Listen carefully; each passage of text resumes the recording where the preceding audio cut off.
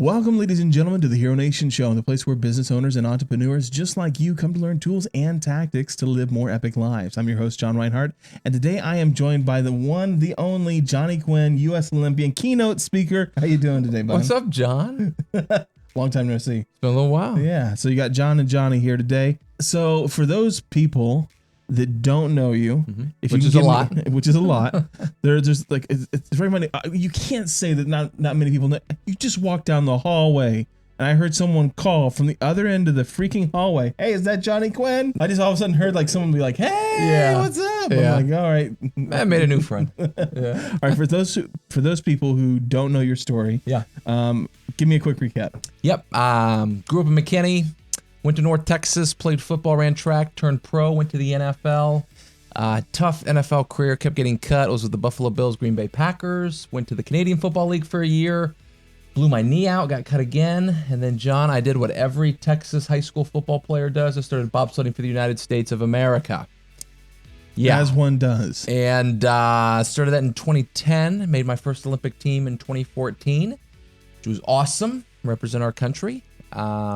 And now I travel the country as a keynote speaker. I do a lot of leadership trainings, and I own an insurance agency. So I am a small business owner, entrepreneur through and through. Bobsledder to insurance owner. U.S. Olympian to insurance. From taking risks to taking other people's risks. Yeah. To insuring other people's risks. From taking risks to insuring their risks. How many times did you have to get hit on the head before you're like, I need good insurance? 8. I've had 8 crashes in my career. How many concussions? But luckily, my policy holders, they don't have to take it because we take it for them. It's an easy play there. Did you do like concussion insurance for the too expensive. Way too expensive. Oh, did you hear that, guys? Yeah. We're shopping for value here. All right. I want to know how in the world you picked insurance. Yeah. Coming from U.S. Olympics or even like a career in the NFL. Yeah. Why insurance? Yeah. So, as a business owner, entrepreneur, one of the things we look at is the power of residual income. Right. A lot of companies do that through monthly memberships, annual memberships, whatever it is. And so the beauty about insurance is, one, everybody needs it. And so there's a huge market to, build a business. And then the power of renewals. You have to pay your insurance bill. We all do. And so when those lined up... So what you're saying is you're just trying to figure out something where people didn't have a choice. I wouldn't go that far. You will work with me. Well, or you know what's interesting? When you look at building a business, I think about scalability. Mm-hmm. And let's say I'm a doctor. Well, I'd never be a doctor just because I couldn't do... I don't know. Who knows? But let's just take a doctor for an example. You just couldn't do the vasectomies? Is that what's going on? We need doctors, right? We need doctors. But the problem I see doctors that they run into, the bigger the practice they have, yes, their income goes up, but then their time away is on the practice because it's massive. It's huge. Continue to get bigger. Insurance, as your book of business continues to get bigger, you actually can step away and the book can maintain and run itself. Now, you've got to service, you got to make sure you're there for your policyholders at all times. So you need to make sure that your book is staffed properly and that you're engaged and know what's going on. But the beauty of building a business that actually, as it gets bigger, you get more of your time back. Doesn't work like that for doctors. Doesn't work like that for attorneys. The bigger the practice and the more partners they have, what do we know? They're more ingrained with the data, with growing their practice, and now they're more of in a management role, but they're just swamped with their practice. And so that was very appealing to me on the insurance side. Bigger the business, more time you had. Now, I'm going to ask you this. So does the majority of your income currently come from insurance, or does it come from your keynote speaking? Yeah, so I have 3 revenue streams, and they all vary because of the all seasons are cyclical. So for an example, speaking is very big Q1, Q2, and then it kind of dies down. Right. Insurance is busy summertime. People are moving, they're getting ready for school, but then it dies down around Christmas because people want to buy Christmas gifts and not insurance policies, believe it or not. And then I have a book out. So it's, as a business owner, as an entrepreneur, You need these multiple revenue streams so that when, whatever cycle you're in, you've got another stream to pick up. So one of my goals as an entrepreneur is I want 7 revenue streams. I'm at 3. We're going to launch 4 soon, but I want 7. That's the goal. Do you have any idea what the other 3 will be? I've thrown around some ideas. Maybe real estate, maybe financial planning. Financial planning. Those seem. I insure the property. Why not sell it? Right. And then a lot of our clients, if we take care of them on the insurance side, they've got assets to invest, and so there's some low-hanging fruit potentially there. But I'm not a rush to get to 7, but I want to. That's a long-term goal. Yeah.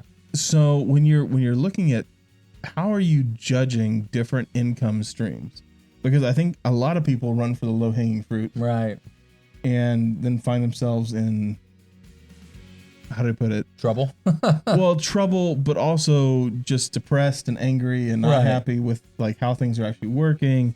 And they're just like, oh yeah, we made money, but they're not fulfilled on the inside. So you know what happens in that, because I've seen that before, and I've run into that when I started my first company into college recruiting back in 2011. Is that happens when if you just want to make money.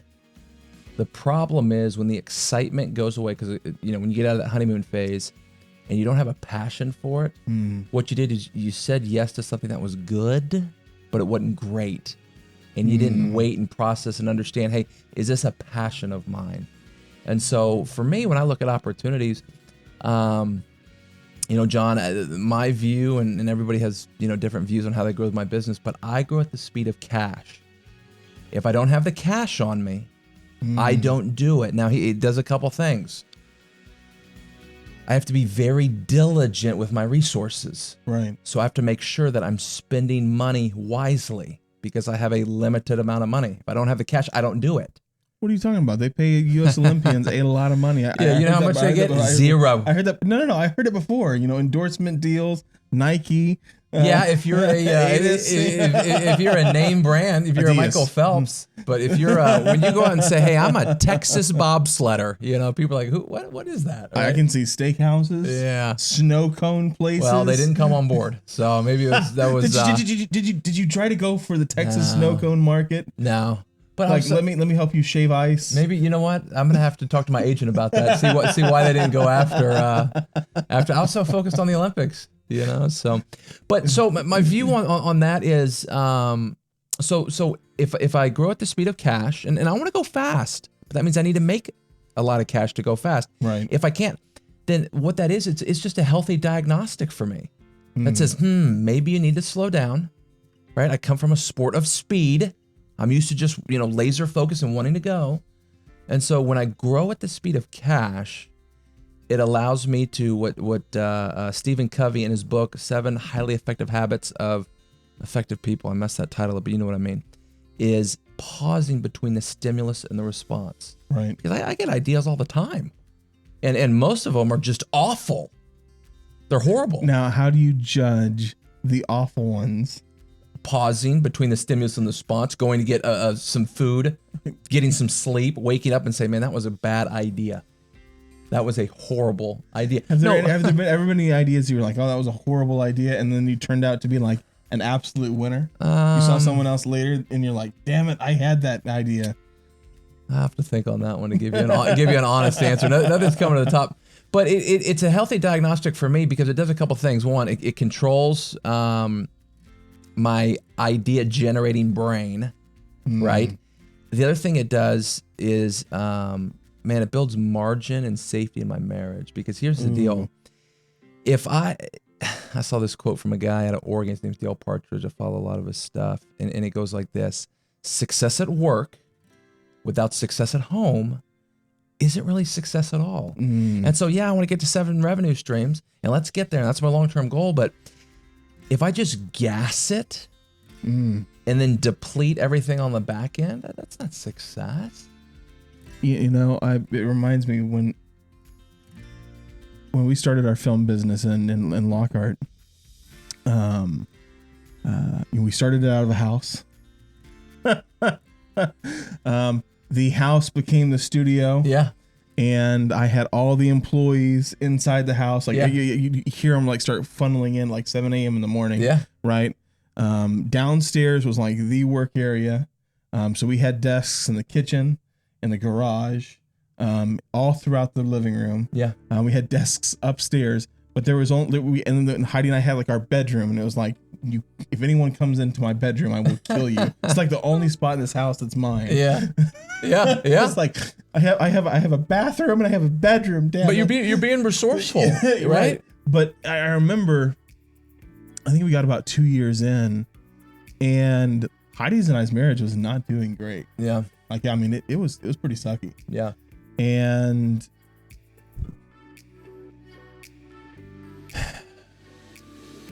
we were working a lot, and there was no separation in between the business and our relationship, because I mean, it was basically, I woke up in the morning, Right. and it was, business was right there. Yeah. And then when I went to bed, business was there again. Right. Right.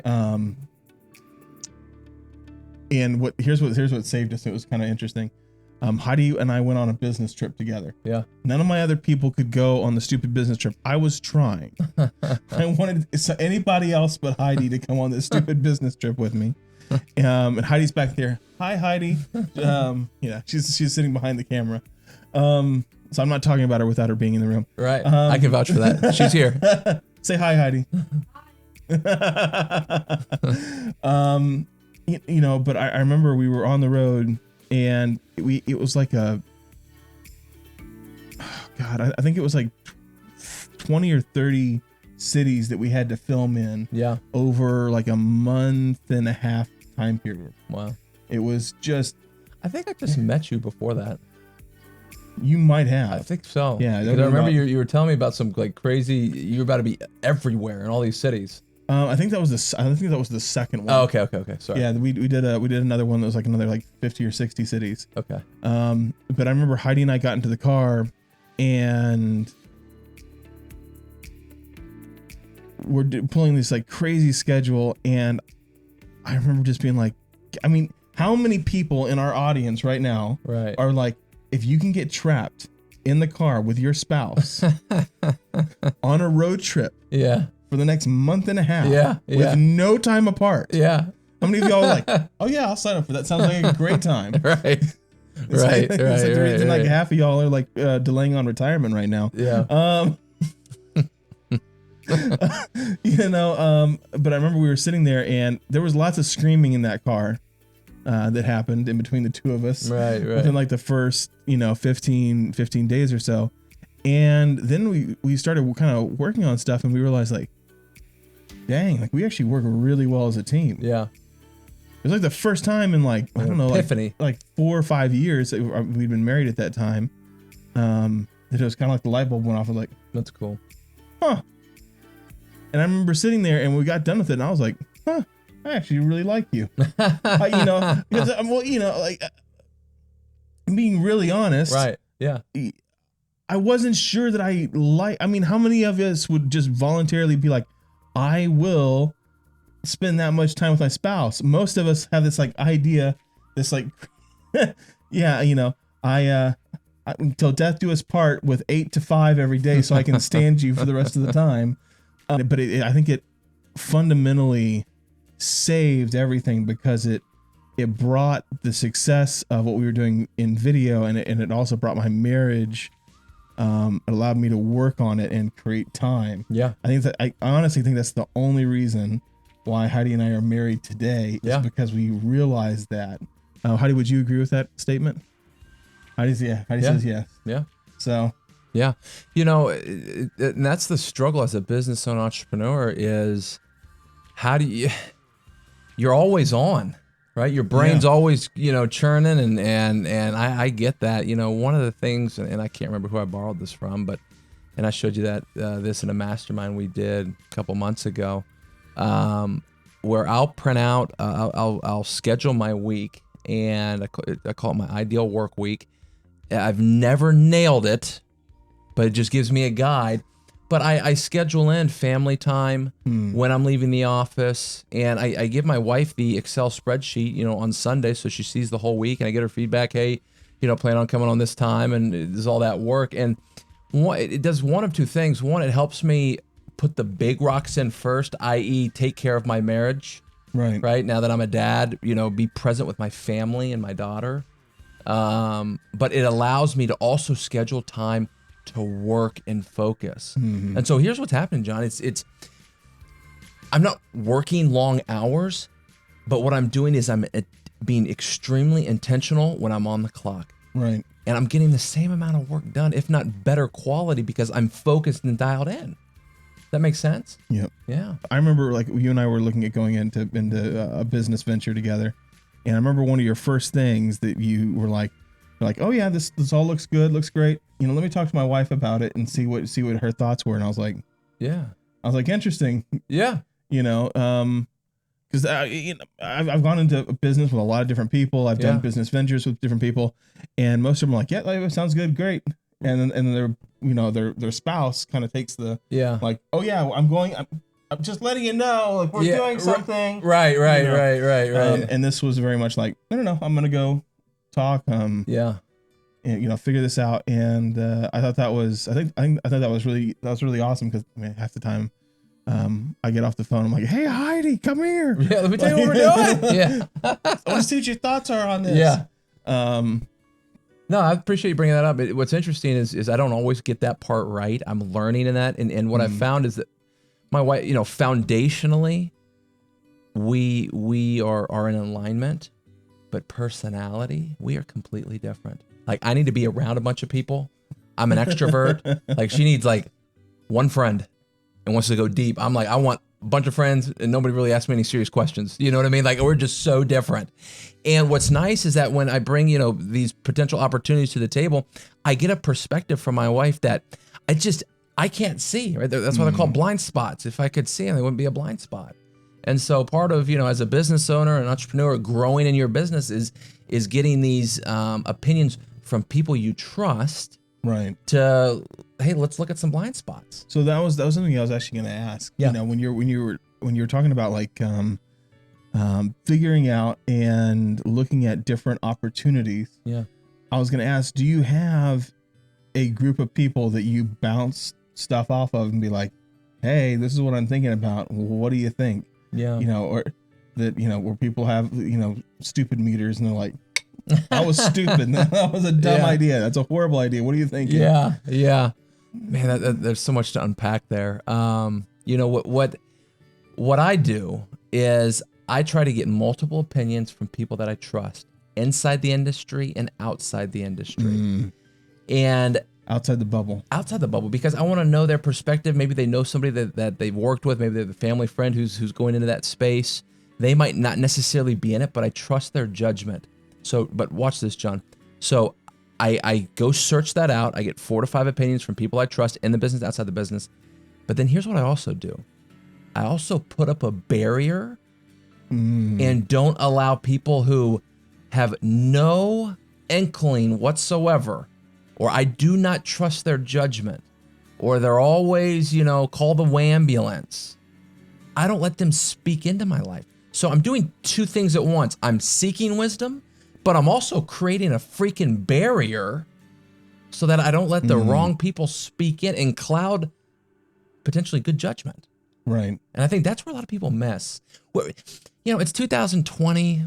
I think we all know, and I'm not saying we all do this, but we all know, hey, go get another opinion. Go find a mentor or ask somebody. What we fail to forget is there's another side of that coin. And that other side is, well, if everybody has a voice online, which they do these days, there's so much junk out there, then we need to throw up a filter and block that side of the coin out. Yeah. Yeah. No, it's true. Yeah. There are some people's whose opinions I just don't really value. Yeah. and that's one thing, as business owners, entrepreneurs, as we grow, it's I've been having to draw the line in that it's not that I don't respect the person. I don't really care about their opinion whatsoever. I'm in my lane. You know, I don't. I wasn't going to ask for your advice in the first place, whether you give it to me or not. Okay, but it's having that ability to throw a barrier up when you need to. Right. And I think some people lack that. Yeah.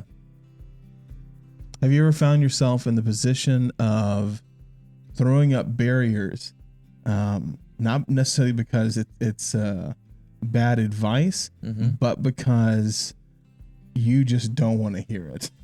Sure. I mean, well, 'cause, Yeah. I mean, like, honestly, Yeah. like there's times where people are telling me things and I'm like, yeah. Okay. All right. Listen. Right. Yeah. You know, Well, I mean, because we do have that gut reaction response Right. that, like, I'm going to protect myself, Yep. you know, Yep. pop it back. Even, you know, in the Bible, it talks about how, like, the wounds of a friend are deep. Yeah. Yeah. You know, it's What is it? Sticks like, and stones may woo. break my bones, but words will never hurt me. Yeah, right. Words freaking hurt. Yeah, they do. They do. I don't know who made that song up, but that person's a liar. Someone do who was hurt. getting hurt a lot, and Yeah, they're like, exactly. "Stick and stones that break my Exactly. bones." Yeah.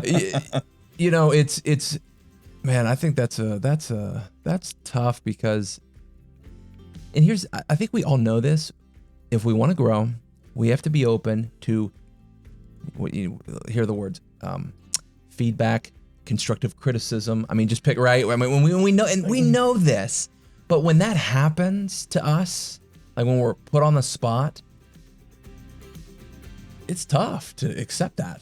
How do you keep your heart soft enough to receive, and yet protected enough to shelter the dream that you have, the people that you're around? Right.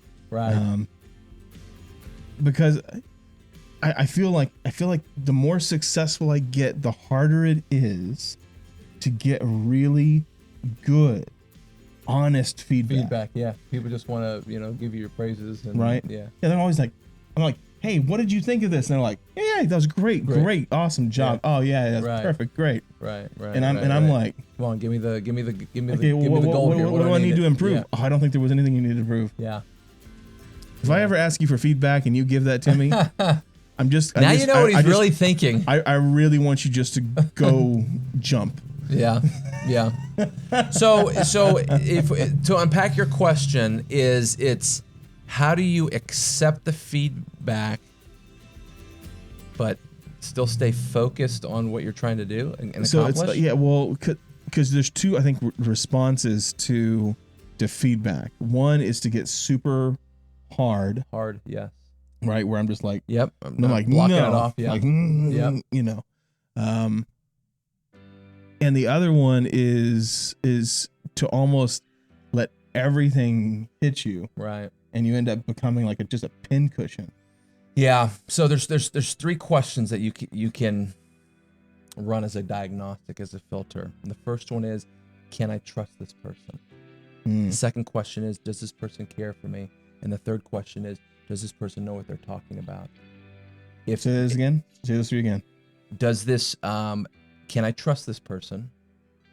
Does this person care for me? Care about me? My goals, my dreams, do they care for me? And does this person know what I'm talking, or does this person know what they're talking about? If you can answer yes to those three, that's somebody who you want to listen to, and you want to accept that.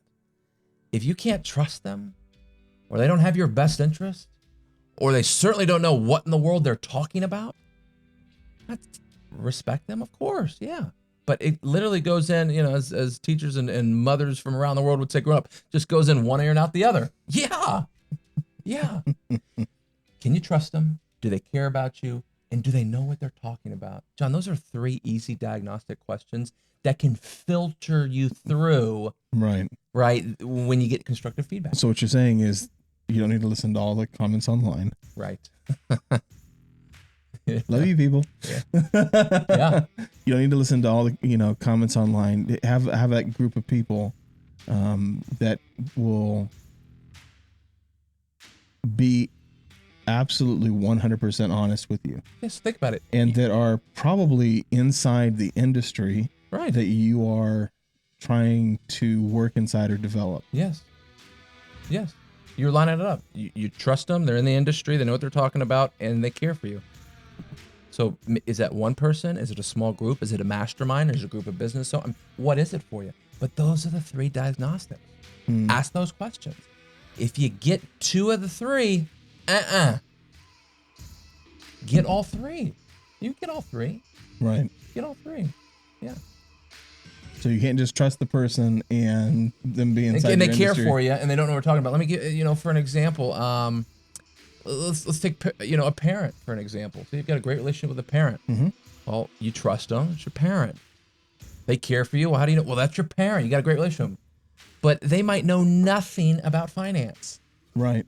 And your question's about finance.